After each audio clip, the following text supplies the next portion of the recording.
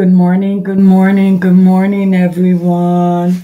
I have an update for you. You know, we've been talking about McDavid. So Mr. McDavid has responded to Jennifer's motion to sever the trial with R. Kelly. So I'm on here early, got a crazy day ahead, and wasn't sure if I'll be able to do a live or anything like that. So I just decided to get on here quickly, read the motion to you guys so you guys will know what's going on. This McDavid guy is truly a character, even his counsel. I can't believe these guys are saying Jennifer basically filed that motion because she's in her feelings because the judge didn't grant her a continuance. Ludicrous, right? So let me read this quickly. I know you guys are getting ready for your day, and I have to sign in myself shortly. So let me read this to you guys, and then put in the comments and let me know your thoughts, okay? So it is United States of America versus DERREL McDavid. Defendant McDavid's response regarding motion to sever. Now comes, well, they say comes now. Comes now the defendant, DERREL McDavid, by and through his counsel, Bo Brentley, Vadim Glasman, and Blair T. Westover, and provides the following response regarding defendant Kelly's motion to sever.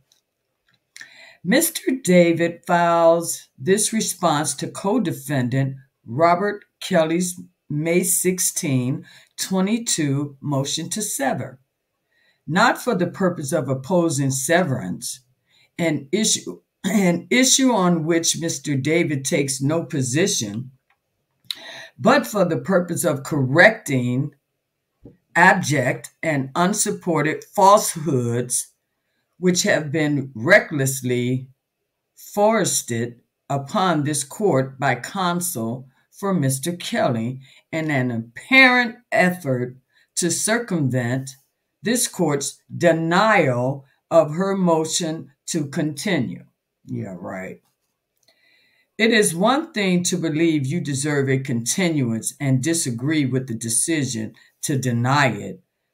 That happens to all trial attorneys. It is even understandable for an attorney to be annoyed at the denial of a continuance and those who opposed it. But it is another thing altogether to manufacture. Can you believe that? These people are unbelievable. Altogether to manufacture the need for severance from a patchwork of bare allegations that recklessly impugn the integrity of respected members of the bar and falsely malign a co-defendant while presenting not a shred of actual evidence that supports these sweeping contentions that are made with neither tact nor tether to reality. People are unbelievable. Even a superficial examination of the actual evidence in this case makes plain that Mr. Kelly's baseless allegations against Edward Jensen, and by extension, Mr. Glasman and Mr. McDavid, are without merit. Even a cursory understanding of the evidence suggests that anyone making the allegations set forth in the motion to sever is either woefully uninformed or purposely mendacious. Mr. McDavid emphatically disagrees with the arguments made in paragraphs 18 through 13 of Mr. Kelly's motion to sever. In summary, Mr. Kelly alleges that the late Edward Jensen engaged in misconduct or perhaps criminal actions while preparing for Mr. Kelly's 2002 trial in Cook County. Further, Mr. Kelly argues that, as a result, Mr. Glossman, who was not hired by Mr. Jensen until long after Mr. Kelly's acquittal, is conflicted from representing Mr. McDavid on a case brought a decade thereafter. The undersigned are concerned that Mr. Kelly's motion could be somehow construed as a basis for disqualifying Mr. Glossman and thereby depriving Mr. McDavid of his Sixth Amendment right to counsel of choice. Mr. McDavid does not take that matter lightly. The rules do not permit, and the Sixth Amendment does not allow, any finding of conflict on the part of Mr. Glossman in this instance, nor will Mr. Glossman's former employment with Mr. Jensen affect the instant trial in any respect whatsoever. Mr. Glossman was just entering high school when Mr. Jensen was hired by Mr. Kelly in 2002 and was an undergraduate at the time that Jensen's representation ended in 2008. Mr. Glossman took no part in Mr. Kelly's trial or the preparation thereof. He has absolutely no information, confidential or otherwise, relating to that trial, other than what he has seen in the discovery in the instant case and what is publicly available to anyone with an internet connection and the ability to use Google. It was not until years after Mr. Jensen's representation of Mr. Kelly that Mr. Glossman was ever approached about representing anyone related to this investigation. He was ultimately engaged by only Mr. McDavid. Argument A. Timeline and Chicago Sun-Times interview. Mr. Kelly was indicted in state court in 2002. He hired Mr. Jensen and his firm to represent him on that matter. The case was tried and Mr. Kelly was acquitted in 2008. As Mr. Kelly notes in his severance motion, quote, 22, according to the government, individual A, who worked with Kelly's legal team, allegedly agreed to pay money to victims and witnesses and others to ensure that they did not cooperate with law enforcement. Individual A also allegedly arranged for individual B to be paid hundreds of thousands of dollars for obtaining and returning videotapes that depicted Kelly having sexual contact with a minor. Number 23. This is from, he's just quoting from R. Kelly's motion here. So this is number 23 from R. Kelly's motion. According to the investigative reports, the conspiracies charged in counts 5 and 6 of the indictment occurred, in part, in the law offices of Ed Jensen, and that the completed crime of receiving child pornography, as alleged in counts 7 and 8 of the indictment, took place in Jensen's office. Mr. Glossman does not know individual A. He has never spoken with individual A outside of discovery in this case. Mr. Glossman has no special knowledge about the relationship between Mr. Jensen and individual A. As the indictment alleges, these acts, which Mr. David will contest robustly at trial, took place between 2001 and 2008. Docket 1 at 8. The only specific acts charged in counts 5 and 6 to which Mr. Kelly can possibly be referring took place in 2007 and 2008. Count 7 concerns allegations that occurred between 2001 and 2002. Count 8 occurred in 2007. Mr. Glossman was hired as a law clerk for another attorney working in Mr. Jensen's office in 2012. He started working directly with Mr. Jensen in 2013, again as a law clerk. Mr. Glasman received his law license in May of 2014 and continued working for Mr. Jensen as an associate until he closed his office in November of 2017. After Mr. Jensen's law office closed, he employed Mr. Glasman periodically for the first half of 2018 to finalize some outstanding matters on behalf of some dozen or so clients. Since then, Mr. Glasman has run his own law practice. Mr. Glasman had nothing to do with any representation of Mr. Kelly at the trial in the underlying state matter, for which he was acquitted well before Mr. Glasman even became a lawyer. The remainder of Mr. Kelly's claim is a disingenuous attempt to stretch out the length of Mr. Jensen's attorney-client relationship with Mr. Kelly. It relies exclusively on an interview that the late Mr. Jensen gave to the Chicago Sun-Times in 2019. There's a link in here. Counsel's reliance on this interview and her attacks on Mr. Jensen are quite frankly disingenuous, insulting, and perhaps worse, pointless. These guys are, some of these lawyers are just idiots. As the court is aware, and as stated in the interview, Mr. Jensen was at the time suffering from the latter stages of terminal cancer.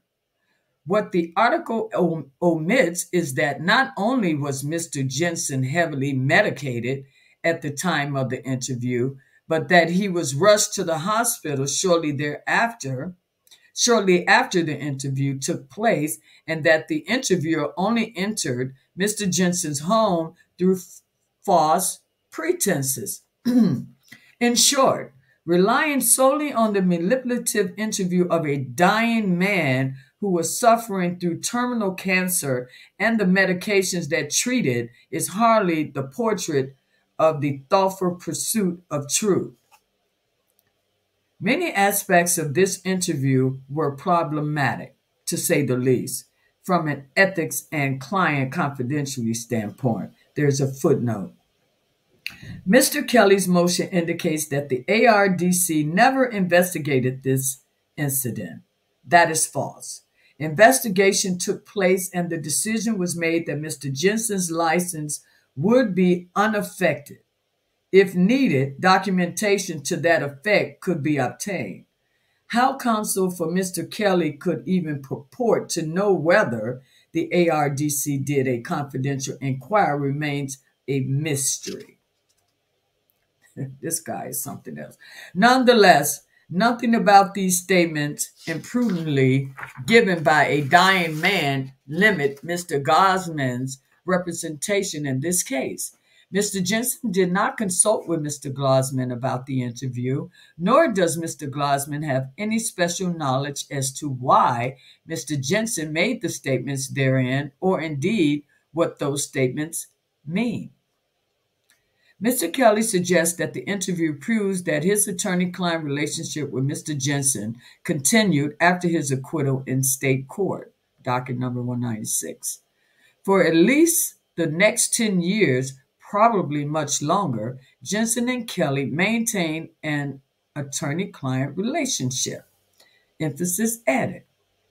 The undersigned cannot figure out where Mr. Kelly's counsel is getting the word, in quote, next from.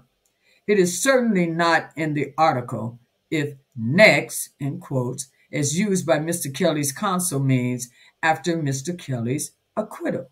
That would mean that the attorney-client relationship ended sometime in 2018 after Mr. Jensen's office was closed. That is obviously not so. Yet, counsel for Mr. Kelly went even further, suggesting that the relationship probably went on much longer than 10 years after the acquittal. Mr. Jensen died in April of 2020. Presumably, counsel for Mr. Kelly would acknowledge that Mr. Jensen did not maintain an attorney-client relationship with Mr. Kelly after his death. Oh, this guy are you serious, dude? Further, use of the word probably by Mr. Kelly's counsel is an odd choice. It seems that the best way for Mr. Kelly's current counsel to discover when Mr. Jensen ceased representing Mr. Kelly would be to ask her client. So you really think she didn't go over this with R. Kelly before she even put this motion together? Do you really think this woman is that stupid? Are you serious? Okay, I'm sorry. Let me finish. If she wanted to present any meaningful support for her allegations about Mr. Jensen's representation, she would do what the Seventh Circuit requires for someone making factual allegations in a motion in which they are the proponent. Provide a supporting affidavit from the client which asserts the claim facts. This is, here's another footnote here. However, the fact that counsel's assertion is incorrect suggests that this claim is the result of assumption rather than research.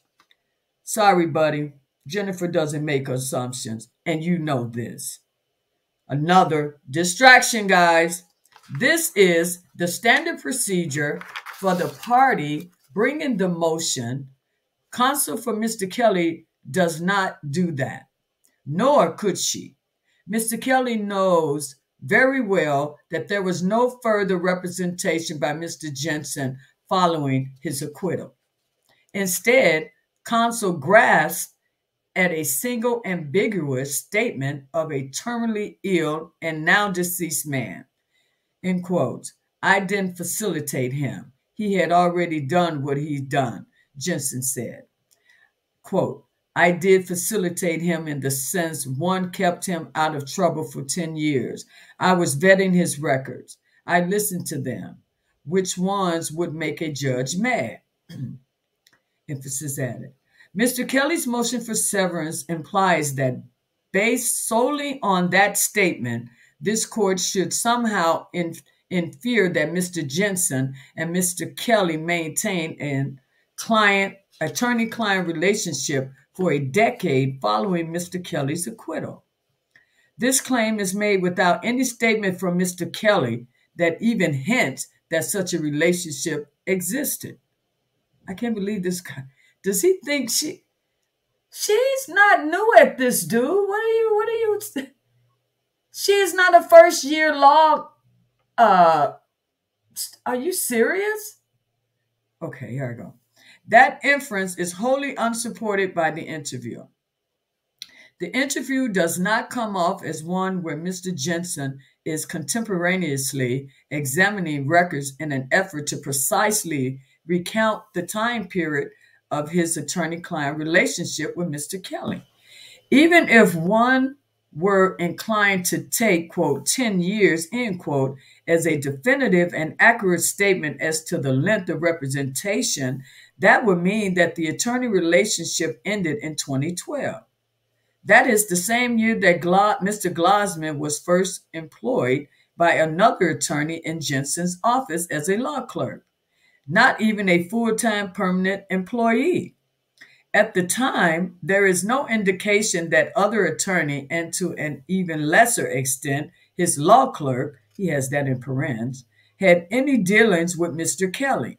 Indeed, there does not appear to have been any reason for Mr. Jensen to have any dealings with Mr. Kelly during this time. Hence, without some supporting statement from Mr. Kelly, dude, she's representing him. Are you serious?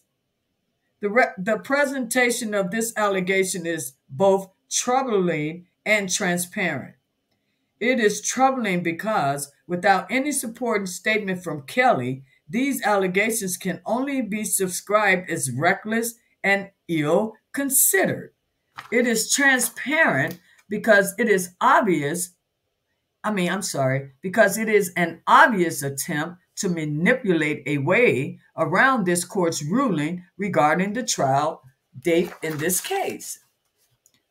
Mr. Glosman has no idea what Mr. Jensen meant by, in quote, vetting in the above quoted passage, nor does Mr. Glosman have any independent knowledge of how long Mr. Kelly and Mr. Jensen's attorney-client relationship lasted.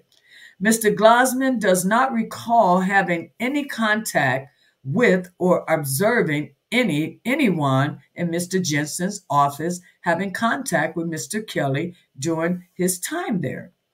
Mr. Glosman does not know and has never spoken with individual A.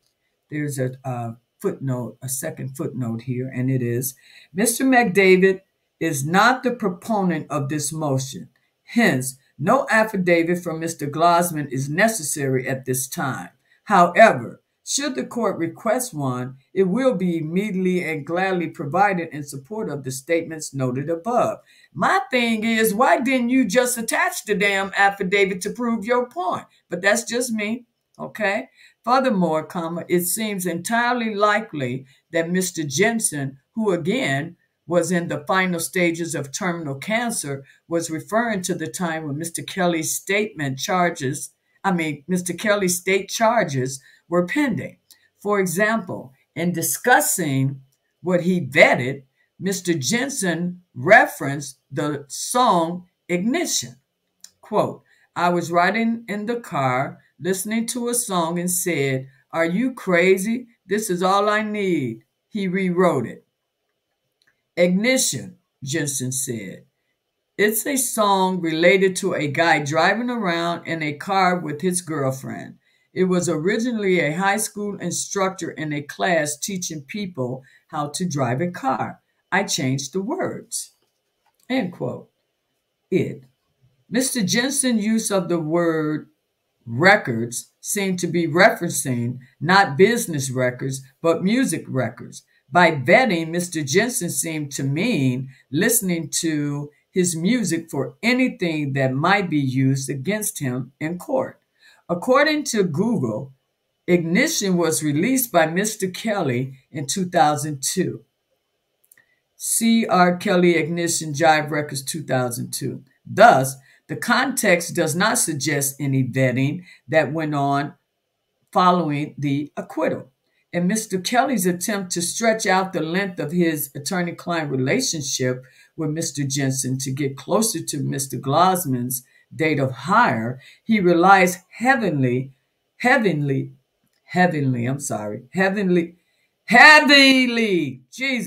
on an imprudent interview given by a gravely ill lawyer telling stories about a 6-year-long case that ended over a decade before. Once again, hardly the portrait of the thoughtful pursuit of truth. B. Mr. Glosman has no confidential information regarding Mr. Kelly. Mr. Kelly argues in his severance motion that an attorney-client relationship between Kelly and Jensen was imputed to Glosman, who was Jensen's associate, docket 196. The motion further states, based on the foregoing and privileged information conveyed by Kelly to his prior attorney, Edward Jensen, was also received by Jensen's associate, Mr. Glosman, either actually or constructively. That is simply not how the law works in this area at all. Like she doesn't know that. You know what I'm saying? This guy is really something. He's being insulting as if she doesn't know what she's doing. Like this is her first year of practicing law. You sound like an idiot. Have you done your research on Miss Bonjean? That's my question to you lawyers that drafted this darn motion. Okay, here I go. This is a case involving successive representation by a former firm. It is governed by Rule 1.9b of the Illinois Rule of Professional Ethics. Illinois Rule 1.9b is not unique or different from the model rules in any meaningful way. B. A lawyer should not knowingly represent a person in the same or a substantially related matter in which a firm with which the lawyer formerly was associated had previously represented a client. 1, whose interests are materially adverse to the person, and 2, about whom the lawyer had acquired information protected by Rules 1.6 and 1.9c, that is material to the matter, unless the former client gives informed consent, unless the former client gives informed consent. And then see, there's a cite here. In case it is not already clear from the above, Mr. Glassman has no confidential or privileged information regarding Mr. Kelly's state case, other than what has been discovered as part of the instant indictment. He has never spoken to Mr. Kelly, nor does any statement made by Mr. Jensen in the 2019 interview provide anything close to a good faith basis for believing as much. Lord. As the comments to Rule 1.9 make clear, this is exactly the type of situation where Mr. Glassman is absolutely permitted to represent Mr. McDavid because no conflict acknowledged under the law exists. Quote, second, the rule should not be broadly cast as to preclude other persons from having reasonable choice of legal counsel. Third, the rule should not unreasonably hamper lawyers from forming new associations and taking on new clients after having left a previous association. If the concept of imputation were applied with unqualified rigor, the result would be radical curtailment of the opportunity of lawyers to move from one practice setting to another, of the opportunity of clients to change counsel. Paragraph B operates to disqualify the lawyer only when the lawyer involved has actual knowledge of information protected by Rules 1.6 and 1.9c. Thus, if a lawyer, while with one firm, acquired no knowledge or information relating to a particular client of the firm, and that the lawyer later joined another firm, neither the lawyer individually nor the second firm is disqualified from representing another client in the same or a related matter, even though the interests of the two clients conflict. Mr. Kelly asserts that in the years following Kelly's acquittal, Kelly and Jensen maintained an attorney-client relationship. If that is true, counsel should be able to do better than making an allegation that seemed to be based exclusively on a fair, let me reread that. If that is true, counsel should be able to do better than making an allegation that seems to be based exclusively on a far-flung extrapolation from an already ambiguous statement in an interview given under what was obviously a hampered mental state. Wow. So now, oh my God, whatever. This is terrible. So now you're saying, you know how they always say when a person is dying, it's their deathbed truth, right? But this guy is dismissing this. Oh my Lord. Mr. Kelly was simply not a client of Mr. Jensen during Mr. Glassman's employ. The most consternating aspect of the allegation in Mr. Kelly's motion to sever is that all of it serves absolutely no purpose. Even if the Jensen/Kelly attorney-client relationship could be in some de minimis way, in parens, that Mr. Kelly's motion does not establish, stretched into time when Mr. Kelly, wait a minute, let me hold on, because there's another footnote here, and here it is. Whatever one might say about Mr. Jensen during his prime, he was not an attorney known for having loose lips with the press. Get out of here. Mr. Glassman worked for Mr. Jensen. Rule 1.9b still applies. Mr. Glassman did not have any privileged conversations with Mr. Kelly, nor did he obtain or have any reason to obtain confidential information. Then there's a case cite here. United States versus Sanders. Okay. Although in this case, defendant Scott's interests are materially adverse to defendant Sanders' interests, Sanders' argument fails on the second prong of Indiana rules of professional conduct, 1.9b, because there is no basis or showing that Scott or his attorney, Lawrence Levin, in fact, actually acquired any protected information about Sanders. In Ray, and this is another case here, Kennedy was conclusively disqualified by imputation from representing Deandra only while he remained at Jackson Walker. This is talking about this particular case site. When Kennedy ended his affiliation with Jackson Walker without personally acquiring confidential information about Midprint, his imputed disqualification also ended. If one is going to attack someone's integrity, it should at least be for a reason. Yet, legally, Mr. Glosman has no conflict, hence, nothing about him or Mr. Jensen could serve as a basis for severance. Mr. Glosman does not have any special knowledge that could put Mr. Kelly at a disadvantage. This is the simple reality of the law as it applies to this situation. All of these claims about Mr. Jensen serve no purpose under the law. C, allegations regarding Mr. McDavid. As counsel for Mr. McDavid told Mr. Kelly's lawyer, Mr. McDavid is not going to present his defense to anyone prior to the beginning of trial. He is not required to and would be foolish to do so. Nonetheless, he will say that which the evidence plainly demonstrates to anyone who actually looks at it, DERREL McDavid never took $1 from Robert Kelly without authorization and justification. Yeah, right. As with the claims regarding Mr. Jensen and Mr. Glosman's counsel for Mr. Kelly uses conjecture, bare allegation, conclusory statements to stand in for that which is missing in the motion to sever.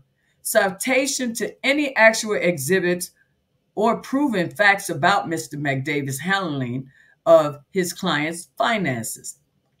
Counsel for Mr. Kelly has indicated a difficulty in getting through all of the discovery. Perhaps that it is the explanation for these claims about Mr. McDavid. If not, it is hard to imagine from whence these assertions find their genesis.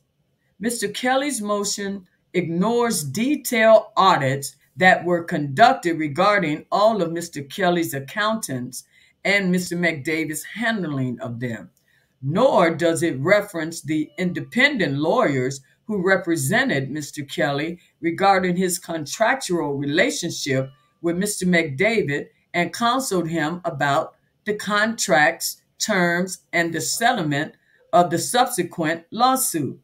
When an individual has his own independent legal team examining a contract's terms and the time of execution and negotiating a settlement upon its subsequent breach, it is rather hard to define a sense in which the individual was somehow tricked by the contract process.